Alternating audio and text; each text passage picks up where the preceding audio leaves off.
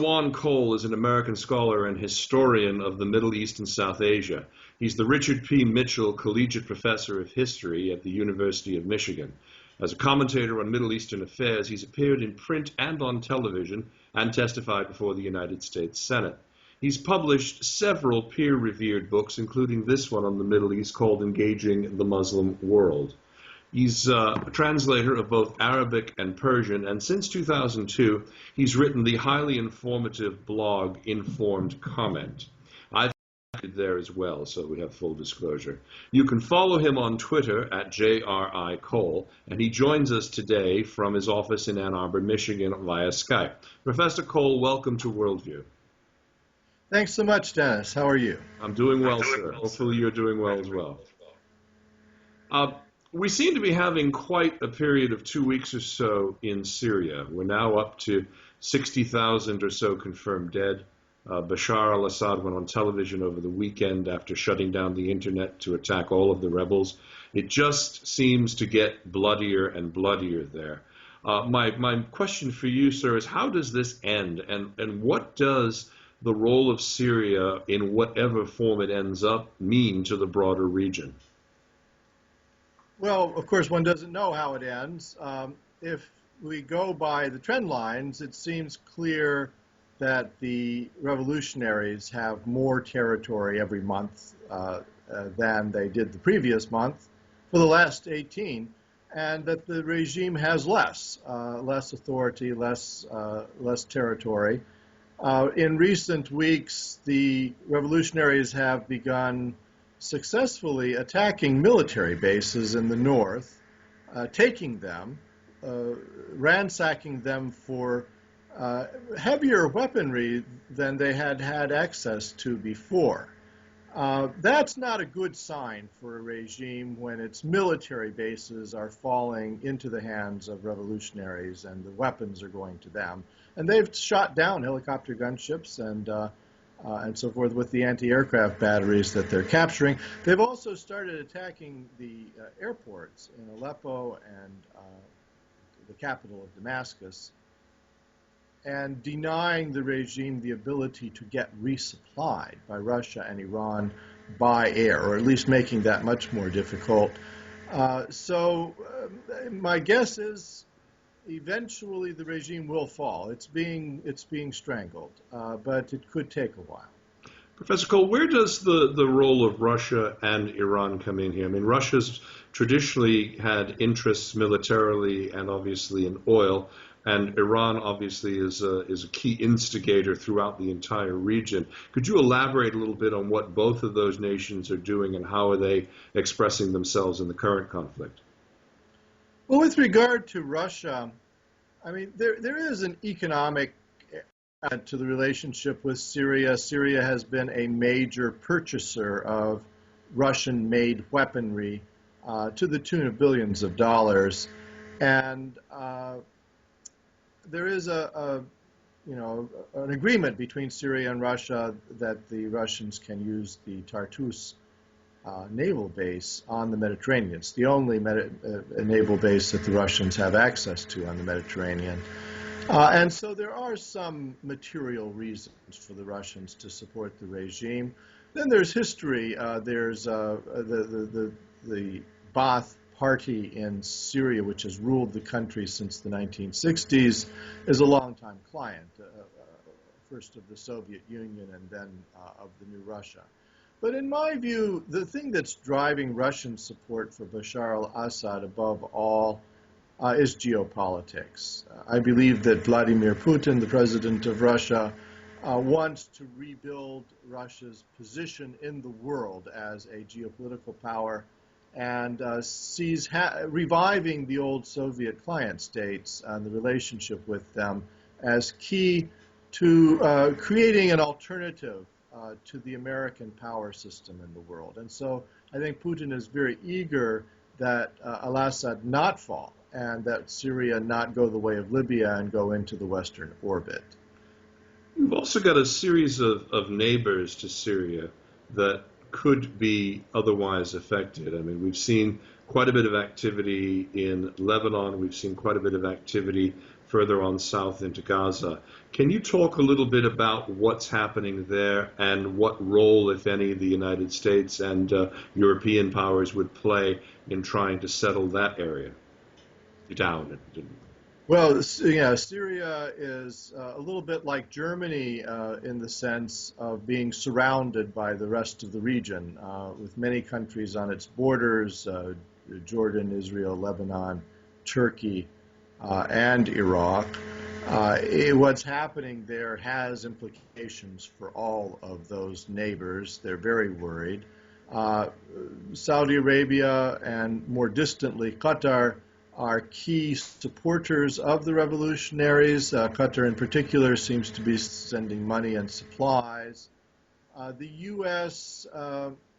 Has CIA field officers on the Turkish border trying to prevent the Qataris from sending heavier weaponry, and the U.S.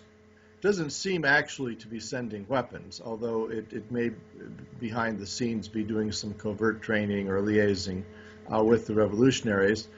Turkey has been very vocal in asking Bashar to stand down and in giving verbal support to the revolutionaries, but there's not much evidence that the Turks are actually doing anything. Otherwise, this would be over much more quickly. And of course, Turkey has an imperial history in Syria and would not want to be seen by the Arab world as reasserting kind of an Ottoman arrogance. And so I think they have to be very careful, even though they have chosen a side here. Syria, when the regime falls, there will be a weak transitional government. If we take an analogy from, say, Libya, and then eventually, I think, in the Middle East now, the norm is electoral parliamentary politics. They want to be very much,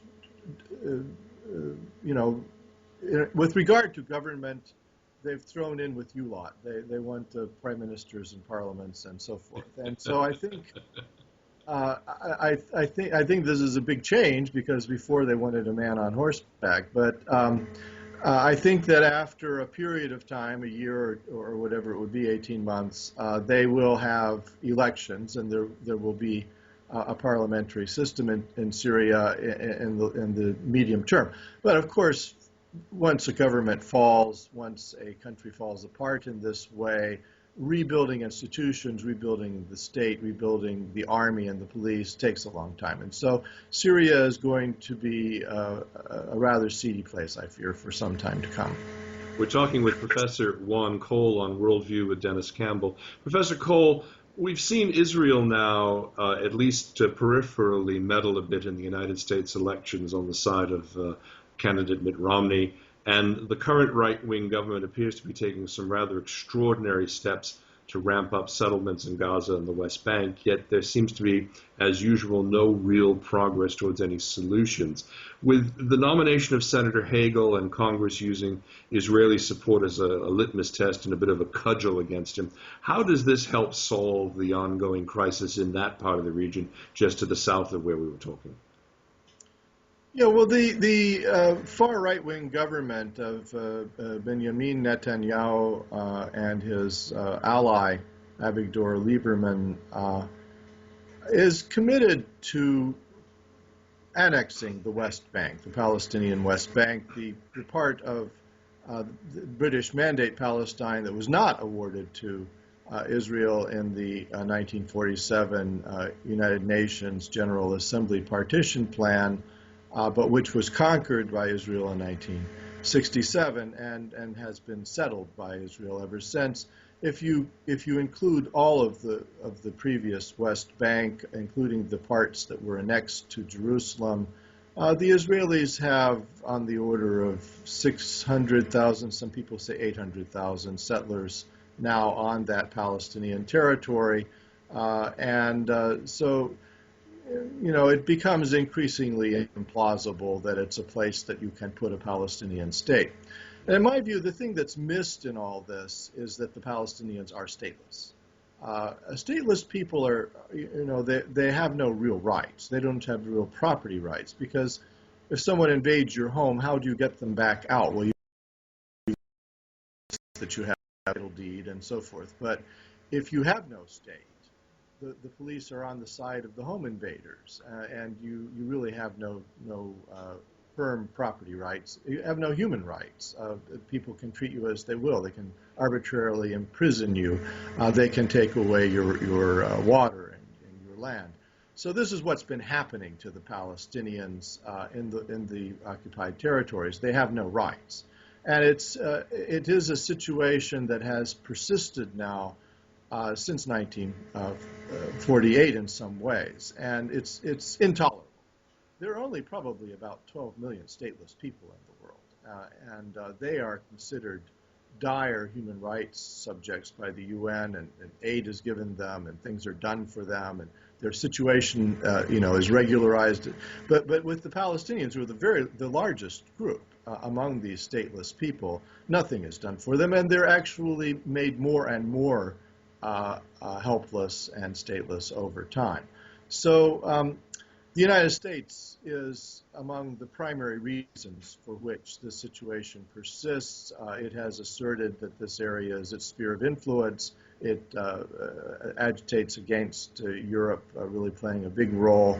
The Israelis like that way. And the Americans, for a whole host of reasons, really let the Israelis do whatever they want to the Palestinians.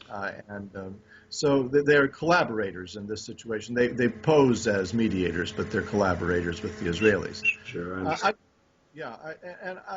think what's happening in Washington with regard to Hagel, the Hagel nomination and so forth, is that among all the recent presidents, Barack Obama is the least happy with the role of collaborator with Netanyahu, and he has occasionally put pressure on Netanyahu to try to find some kind of settlement that would make for a humane life for the Palestinians. And Netanyahu has wriggled out of it, has insulted Obama, has campaigned against him, has acted in a way that I think frankly quite shocking. It would not be acceptable on the part of any other ally. Were Nicolas Sarkozy have come to Florida and campaigned for Romney, I think there would have been a hue and cry. And so Obama, is famous for not, they say no drama Obama, for not reacting in a fierce way to unpleasant developments. And so I think he's dragging his feet with Netanyahu. He's not being cooperative in some ways, and then he's just giving various signals. When Netanyahu comes to the White House, he doesn't have a state dinner for him. He says, "I hope you find a nice place to eat." And so I think the Hagel nomination is one more of those ways of dealing with Netanyahu, and I think its main import here is that it's a signal that the United States is simply not going to go to war with Iran for Netanyahu, and there's not very much that Netanyahu can do about this except whine. Exactly. Well, Professor Cole, I had hoped that we would get to a chance to have a quick discussion about what's going on in Egypt and the rest of the world affected by the so-called Arab Spring. We'll have to do this again in another segment, but I want to thank you for your time today, and hopefully we'll talk again very, very soon. Coming up next, you won't believe the places we have found sugar and how truly addicting it is. Carola van Bemmelen from the Netherlands explains. More on World News with Denis Campbell after this.